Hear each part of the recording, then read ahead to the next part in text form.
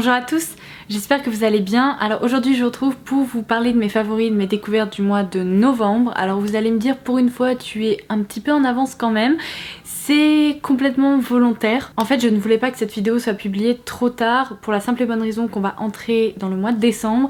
Et qui dit mois de décembre dit bien évidemment en fête de fin d'année. Je suis donc en train de vous préparer des vidéos thématiques notamment autour de Noël, dont certaines que vous m'avez beaucoup demandé, notamment celles concernant les idées de cadeaux de Noël. Je vous les propose chaque année et ce sont des vidéos qui vous plaisent beaucoup, donc j'ai vraiment envie de pouvoir vous publier ça ces prochaines semaines. Et vous publier ma vidéo favori maintenant, ça veut dire mettre le mois de novembre derrière moi pour me concentrer sur Noël, donc c'est exactement ce que je vais faire. Je vais comme d'habitude commencer par mes favoris random, c'est-à-dire les favoris qui n'ont rien à voir avec la beauté. Et ce mois-ci je n'ai qu'une seule marque en fait à partager avec vous, il s'agit d'une marque de bijoux. Je crois que c'est la première fois que je vous présente une marque de bijoux, mais bon, tant mieux. Durant le mois de novembre, j'ai découvert la marque Bohm Paris, donc il s'écrit B-O-H-M. Dans tous les cas, je vous laisserai un lien en barre d'infos avec la liste des revendeurs, parce que malheureusement, ce sont pas des bijoux que vous allez pouvoir commander en ligne, mais d'après ce que j'ai pu voir sur le site, il y a quand même pas mal de boutiques qui proposent cette marque-là. Donc c'est une petite marque de bijoux française qui propose des bijoux vraiment jolis. Alors si vous me suivez sur Twitter, vous savez peut-être que j'étais à la recherche d'une bague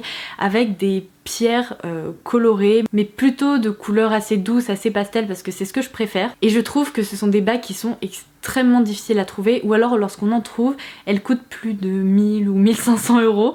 Donc là je voulais plus un bijou un peu fantaisie si vous voulez, j'avais pas envie d'investir dans un bijou, un vrai bijou un peu de joaillier quoi. Et cette marque Bohm Paris en propose justement, donc j'étais tellement contente de voir ça. C'est la bague que je porte aujourd'hui et c'est vraiment une de mes pièces préférées, en tout cas pour le moment, parce qu'évidemment j'ai pas découvert toute la collection. Donc si jamais vous aimez ce type de bijoux, et bien sachez que cette marque-ci en propose à des prix vraiment raisonnables, mais elle propose également des jolis bracelets. Là par exemple je porte celui-ci qui va avec la bague finalement, enfin en termes de coloris de pierre c'est sensiblement la même chose. On retrouve également des colliers, enfin bref il y a vraiment pas mal de choix et j'avais envie tout simplement de partager ma découverte avec vous, donc c'est désormais chose faite. Je vais maintenant passer à la beauté avec deux soins qui m'ont complètement conquise. Alors si vous me suivez depuis un moment, vous savez que j'ai la peau sèche, mais surtout une peau qui se déshydrate à une allure pas croyable. Donc dès qu'il y a un changement de saison, dès qu'il fait plutôt froid ou très froid, en fait je me transforme en serpent qui pèle, c'est horrible. Ça m'arrive sur les mollets, sur le visage. J'ai par exemple les contours du nez qui ont tendance à peler mais en un rien de temps, c'est très désagréable. Et je pense que vous avez remarqué, enfin en tout cas si vous habitez en région parisienne, que les températures ont quand même bien baissé et c'est typiquement la période en fait un peu transitoire entre l'automne et l'hiver. Si je n'hydrate pas suffisamment ma peau, c'est une catastrophe pour les semaines à venir. Et en matière de skincare, j'ai trouvé un super duo pour contrer justement l'apparition de petites peaux mortes, les tiraillements, la déshydratation, tout ça, enfin joie et bonheur. Si vous avez la peau sèche ou déshydratée, vous voyez tout à fait de quoi je veux parler. Et il s'agit de la gamme Ceramidine de chez Dr. Jart. Si vous ne connaissez pas encore la marque Dr. Jart, il s'agit d'une marque coréenne qui propose des soins excellents. Pour créer cette marque, ce sont plus de 15 dermatos qui se sont réunis. Donc autant vous dire que les soins sont quand même très efficaces. Et ces produits-ci de la gamme Ceramidine, ils ont été pensés pour renforcer en fait la barrière cutanée et éviter que la peau se déshydrate et perde justement trop d'eau, et donc après qu'il y ait de l'apparition de peau morte, de tiraillements, mais aussi l'apparition de rides et tout ce qui va avec, parce qu'on sait très bien qu'une peau qui n'est pas suffisamment hydratée, elle marque aussi beaucoup plus vite. Donc ce duo en fait il est composé d'un sérum liquide qui est énorme, qui fait 150 ml. C'est typiquement le genre de sérum que j'adore parce qu'il est très liquide. Je pense que vous allez pouvoir l'entendre. On a besoin d'une petite quantité de produit et lorsqu'on l'étale, la peau l'absorbe immédiatement. Donc ça c'est un petit peu l'étape préparatrice. Si vous n'avez pas la peau hyper déshydratée, peut-être que vous n'en aurez pas besoin. Moi je trouve que le combo fonctionne particulièrement bien, mais en fait mon gros coup de cœur c'est cette crème, donc toujours Ceramidine. Dans ces deux produits on retrouve bien évidemment des céramides, donc pour vraiment constituer cette barrière protectrice sur la peau. On retrouve aussi de l'extrait de réglisse qui est top si vous avez tendance à avoir des rougeurs comme moi. On retrouve de l'aloe vera. Bref, ce sont vraiment des ingrédients qui vont permettre de fixer l'eau et donner à la peau cet aspect un peu plus plumpy et en bonne santé. Et donc cette crème je l'aime beaucoup parce que déjà pour commencer son packaging est top dans le sens où impossible qu'il y ait du gâchis. C'est un tube vous savez en alu qu'on peut complètement aplatir, on peut faire sortir tout le produit, donc déjà ça commence bien. Ensuite elle est hyper réconfortante, mais elle est pas grasse, elle laisse pas de film désagréable. On a encore une fois besoin d'une petite quantité de produit et je trouve qu'elle constitue une excellente base de maquillage parce qu'en fait lorsque je l'applique, après tous les produits de make-up que j'applique par la suite, il n'y en a aucun qui se met à tirailler ou alors à bouger de façon étrange. C'est vraiment la crème hydratante hyper cocooning qui laisse pourtant respirer votre peau et qui vous donne pas cette sensation d'être un peu étouffé là-dessous. Je vais vous montrer, mais elle est vraiment très légère et pourtant elle laisse la peau toute douce. Je la trouve tellement réconfortante. Et vous voyez, une noisette comme ça s'étale hyper bien parce que elle est pas grasse, donc du coup elle s'étale. On a l'impression en quelque sorte d'appliquer de l'eau un peu épaisse sur le visage, donc la peau boit ça en quelques secondes et après lorsqu'on a tout fait pénétrer, comme je vous le disais, il reste cette base hyper douce, confortable, enfin bref, j'ai l'impression que c'est l'une des meilleures crèmes que j'ai pu tester jusqu'à présent et honnêtement je l'adore. Rien que là je vois, j'ai la peau des mains qui est toute déshydratée aussi, j'ai beau passer ma vie à mettre de la crème pour les mains, visiblement j'utilise pas du tout les bonnes parce que la différence est juste flagrante en fait. Et avant de me servir de ce duo, je commençais déjà à avoir des petites peaux au niveau du front, du nez, là où j'en ai habituellement. Et ça fait bientôt 3 semaines que je m'en sers et j'ai plus du tout de petites peaux, etc. Donc j'en suis absolument ravie et c'est vraiment un produit que je vous conseille. En l'occurrence, si vous le souhaitez, je vous conseille vraiment de tester ce duo parce qu'il est merveilleux, mais la crème tout particulièrement, elle est géniale. Surtout pour l'hydratation, franchement, elle est top. Ah oui, et la bonne nouvelle, c'est que Dr Jart a lancé sur sa page Facebook France, que je vous laisserai en barre d'infos ci-dessous, un concours où il y a 50 duos céramidine à gagner. Donc 50 duos, c'est plutôt cool. Et si cette gamme vous intéresse, je vous conseille de participer parce que qui sait, vous aurez peut-être l'occasion de tester ces deux produits qui sont vraiment top. Donc voilà, je vous laisse toutes les infos en barre d'infos comme d'habitude. Je vais ensuite passer à 2 palettes. Alors celle-ci, vous avez peut-être dû l'avoir passée sur le blog, j'ai eu un énorme coup de cœur et vos retours ont été complètement dingue parce que c'est une marque qui est encore assez peu connue en France qui s'appelle Nabla et en fait on en entend quand même de plus en plus parler et je suis ravie parce que c'est une marque que je trouve merveilleuse. J'ai l'impression de revoir la marque Zoeva il y a peut-être 3 ou 4 ans de ça, vraiment à ses débuts, c'est-à-dire que c'est une marque prometteuse qui propose des produits d'une qualité dingue à un prix raisonnable. Pour info, c'est une marque qui est cruelty free, qui en plus propose quasiment que des produits vegan. Je crois que dans la gamme il y a très peu de produits qui le sont pas. Là en l'occurrence c'est une palette qui est vegan et franchement c'est une marque qui en a dans le ventre parce que rien que cette palette m'a bluffée et je suis en train de tester d'autres produits dont j'aurai l'occasion de vous reparler dans de futures vidéos et je dois dire que je suis bluffée aussi. Donc cette palette elle s'appelle la palette Dreamy, c'est la première palette de fard à paupières de la marque parce qu'ils proposaient déjà des fards à paupières individuels que je suis en train de tester également et qui sont dingues en fait. Et là on est vraiment déjà sur un packaging de qualité, on a un grand miroir, on a tous ces fards à paupières, je vous ai fait des photos etc sur le blog donc je vous invite à aller voir ça parce que vous aurez tous les swatchs et puis mon avis détaillé donc encore une fois tout sera en barre d'infos. Mais j'ai été bluffée, franchement les fards sont excellent à travailler, la sélection de couleurs est sublime, il y a certaines teintes qui sont hyper tendance en ce moment. On retrouve du mat, des fards à paupières plus lumineux, un peu satinés voire métalliques. On retrouve des couleurs plutôt chaudes mais aussi de jolis violets. Enfin bref, cette palette est superbe. Alors elle a un petit peu été victime de son succès sur le site officiel mais apparemment il va y avoir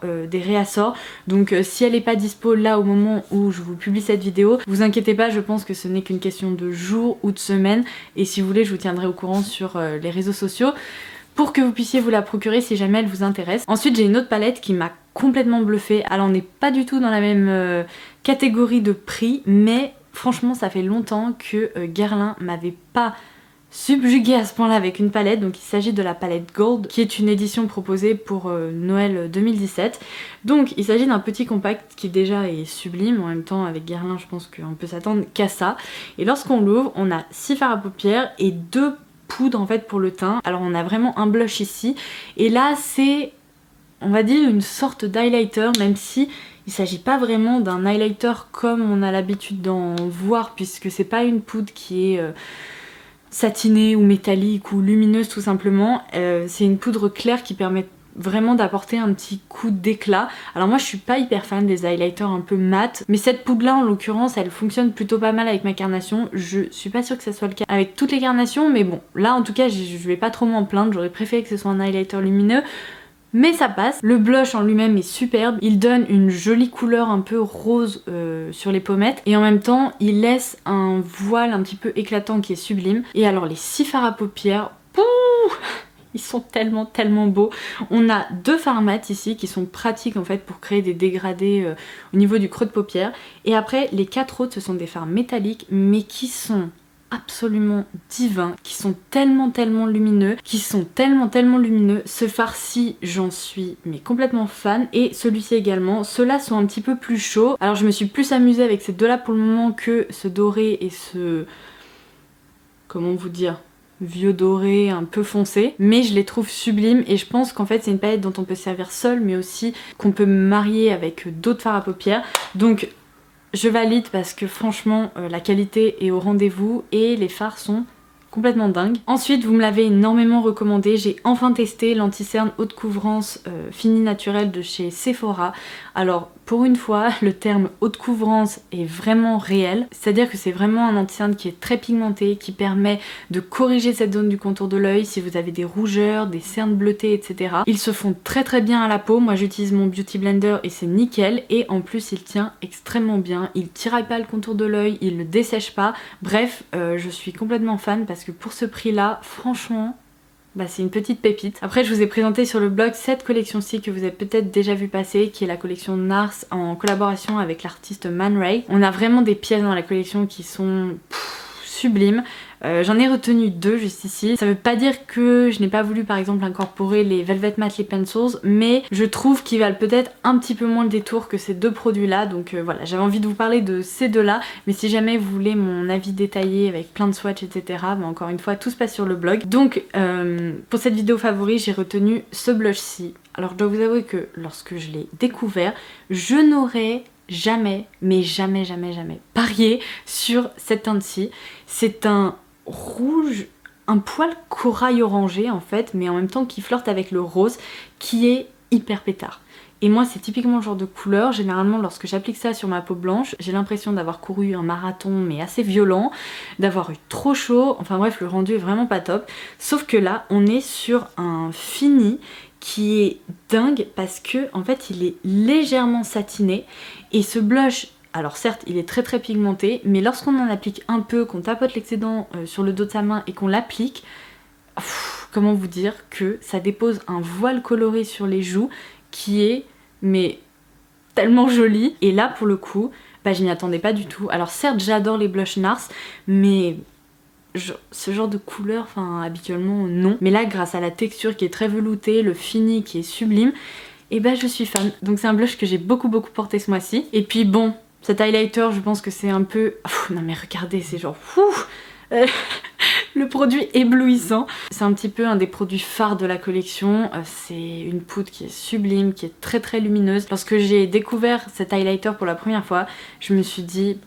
il va être beaucoup trop doré pour moi, et j'aime pas les highlighters qui sont trop dorés parce que avec ma peau claire en fait c'est pas naturel, on voit qu'il y a une différence de couleur, on se dit mais pourquoi t'as fait ça en fait. Et là finalement je trouve que le rendu est très joli parce que allez savoir pourquoi, c'est je pense en fait un highlighter qui oscille entre le doré et le rose gold, et du coup on a vraiment cet aspect lumineux mais sans avoir une barre colorée comme ça sur le haut des pommettes, et donc je le trouve sublime. Vous pouvez aller voir encore une fois ma photo que j'ai publiée sur le blog pour vous montrer le rendu.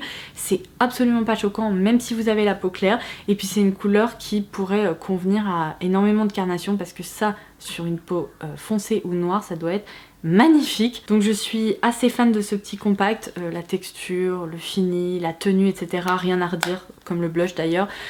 Donc je vous le conseille. J'ai ce petit produit dont je me suis pas mal servi en fait ces dernières semaines, c'est le Glow Setter de Glam Glow. C'est le... alors j'adore la traduction, l'atomiseur fixateur de maquillage, vous voyez carrément, c'est pas le spray fixateur, c'est l'atomiseur.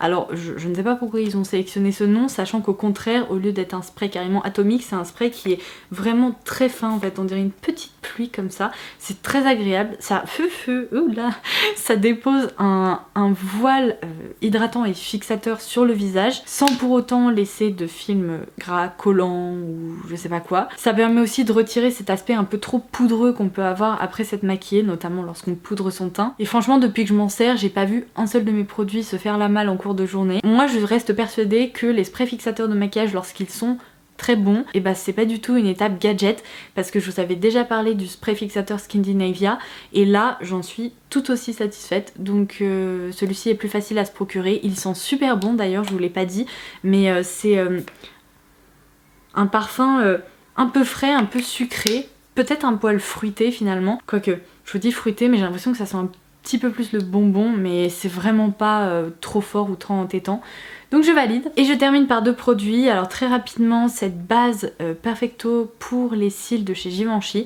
C'est une base pour le mascara finalement. Alors contrairement à d'autres, elle n'est pas blanche, elle est rose pâle. Vous allez me dire c'est un détail, mais bah mine de rien, elle est très efficace parce que contrairement à plein d'autres bases qui ont tendance à épaissir les cils mais de façon pas très esthétique ou alors à les alourdir, celle-ci je trouve qu'elle reste très confortable et les jours où je la porte pas, en fait c'est le cas aujourd'hui parce que ce matin j'ai complètement oublié de la poser puisque j'avais mis de côté mes produits favoris, bravo Laura.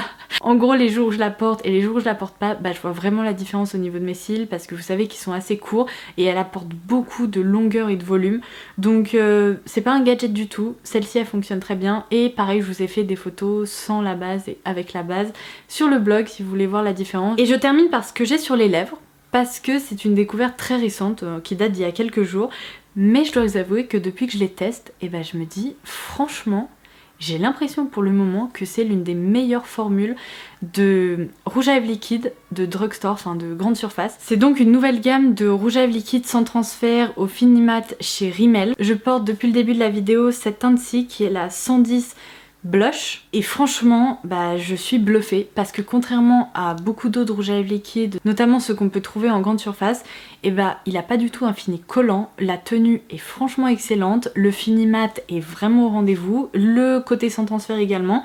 Hop, comme vous pouvez le voir, je n'ai absolument rien sur le dos de la main et pourtant il reste quand même très confortable parce que ça fait bien plusieurs heures que je le porte et je n'ai aucune petite peau qui est apparue, j'ai pas du tout les lèvres qui tiraillent, donc franchement je suis bluffée. J'ai eu l'occasion ces derniers jours de porter quelques teintes et à chaque fois je me dis mais c'est quand même un truc de fou.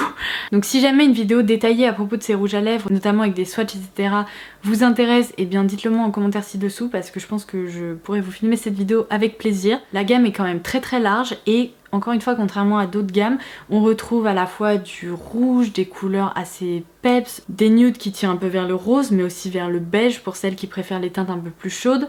On a de très jolis gris, gris foncé, etc. Enfin des couleurs qu'on retrouve jamais en grande surface. Et tout ça à un prix hyper raisonnable. Donc non mais franchement je suis littéralement bluffée. Donc chapeau Rimmel parce que là vous avez quand même vraiment géré. Et c'est tout. J'espère vraiment que cette vidéo vous aura plu. J'ai tellement hâte de vous retrouver pour toutes les vidéos autour de Noël avec les sélections de cadeaux de Noël. Là je suis en train de préparer une sélection de cadeaux de Noël à moins de 30 €. Comme ça on va commencer par des idées cadeaux petit budget et puis je ferai sûrement... En fait idéalement je voudrais faire une vidéo idées cadeaux à moins de 30 €, moins de 50 ou 60 € à voir suivant les coffrets etc que je sélectionne, moins de 100 € et après pourquoi pas si ça vous intéresse et surtout si j'ai le temps de filmer et publier tout ça, pourquoi pas une vidéo avec les coffrets à plus de 100 € mais qui valent selon moi vraiment le coup, qui sont vraiment superbes pour Noël, avec des idées de cadeaux plus conséquents. Voilà, en gros c'est ce que j'ai en tête pour ces prochaines semaines. J'espère que le programme vous plaît et puis si cette vidéo vous a plu n'hésitez pas à la liker. En attendant la prochaine, je vous embrasse très fort et je vous dis à très vite. Bye bye.